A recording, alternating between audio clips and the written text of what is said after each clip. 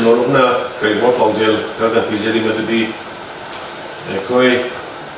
Paujika Su Honorable Prime Minister Narendra Modi ji Kuthang Makhada Koi Virtual Chief Minister Yoiba Virtual Conference Ama Hui Wadarliba COVID-19 की situation Omicron की situation Shida Koi Nazai Masi kamari lena amadi ngasi uji Manipurda oile iba COVID-19 gi iba masi kamari lena ini amda umba apil khadung tawjili madudi si COVID-19 kamari lena ba masi gi virus si batang kharadum lairagini hai basi international ki akhang lahi mayamna Noinu Fongdong Nade. Aduna Mashidika Pramaitong Laigadagi, Adu Mashidagi Kamana Akokadagi, Habisu, World Health Organization, Kutanda, Ministry of Health, Government Midagi, Kutanda, the Government Health Department, the whole department, Kutanda,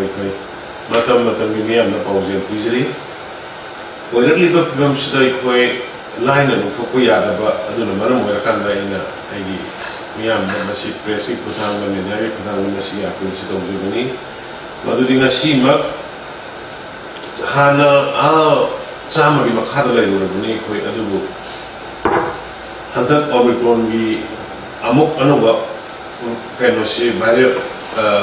variant chi lak dagi de khoi da ngasi phau de khoi chani pan de ya khitare chue khoi phawi report latest ngasi gi report ha chani pan de ya khitare adu amaronda mu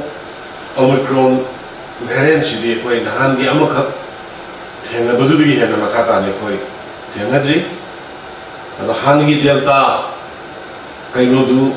variant jo oiduni aduna adum masi santu I lairi aduna mayamda ain hajani muse vaccination is the only means to protect and prevent from this deadly pandemic aduna vaccination si singi chilinao Mapang Karada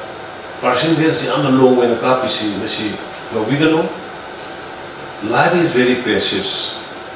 I need a pokemia of Musinate. Aduna Hidaksi Hajana Kapopio, Adugaloina, Yuchin, Isasin, Sahitana Pandagina Matak, as the Honorable Prime Minister, none of what launched of the Sahitani Panpava. Overtold University Kudong Savan Novirakanda. School college the Orata Evekoing Hansana Konabagi, Sendi River, Songi River, Sapi River, Momentum at Ampunaka River, Nahawa River, Tenesi Sassi. Masiki Hida Kapugi Kudong Savan, Tokyo, Loina Kapopio. Hida Kapaba Mida Nabaga. Hida Kapaba Mida Yawa casualty, Hida Kapana Sopoga. 90% is sound of Canada. Hida Kapasina, Karigumba accidentally virus re-infect or Madu in the Sheresway. Masi doctors exportation hybrid. Aduna Manipuri Miamda in a Apiltong, you say, please. Kunshi have seen normally yaming. Aduna. Single lady, basically, no, I am Punamo. Me, Undabadi, Kudabong, me, and I will Canada, with Gary on the Boy Chat, the Boy Ponsignol, the Boy Program, the woman. And the Hidachi compulsory Kapopio, Loyana, Niam Tin Mazaga, Tanai Fadana, Marks Habigano, Marks Upio, and help Pambi, Imai will sing. You can't Pambi. Office Karibi, Kodik Mangna, Mipu Kodik Mangna, Apoigi, MZRSki, Kanogi, Pegi, Habuk Shuribi, MNRGSP, Habuk Shuribi, Mayam, Habuk Shubomatam, the Marks, Loinis in a view, Aduga, Apoigi Office Karida, Kavamatam, and they give market Karida, Hamamatam, maximum, so Sinabio, and we have joined and sanitizer afamba arai bom from the hand sanitizer targa ko hamdo piyo sabon targa ko hamdo piyo aduga khwaidagi amata ngaiba sigi pandemic sidagi kangela bani ko ida ka ko ni adu manipuri ida ka ko ni sang nemi atai state singa panaba matam da ko yamna nuaiti ko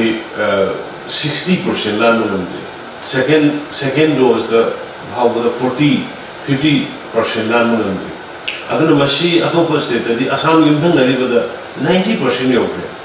migi ne ida ka pada reluctant hogi ko gi ne ida ka pada reluctant hogi di sino kan bino aduna mashi to bigano ai gi government gi side gi di section jawani thaba ko airport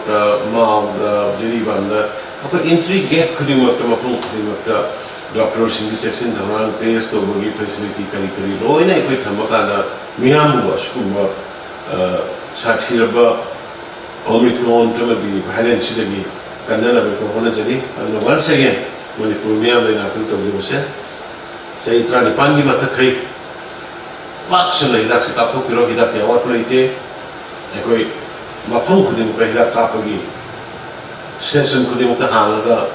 health center World Center, District Hospital, koding makta hiraki available ugo legani, nurses legani, doctor legani, sida natana koi gari chama kun. In fact, East and West, adagi singi area sing, tongan mo district sing da gari season natana mobile vaccination team thamakana loina kun da kaya sangi ni madugi advantage lobiyo, masigi hidak tapos leda hana first wave and the second wave that sound like an obikiba civil society organization club punamagna yobi de hakana hida kap mission awareness people guru na kucho ko hida kap ni ba or kap thok ni na ba ai di side gi sarkar di side gi health department di side gi appeal to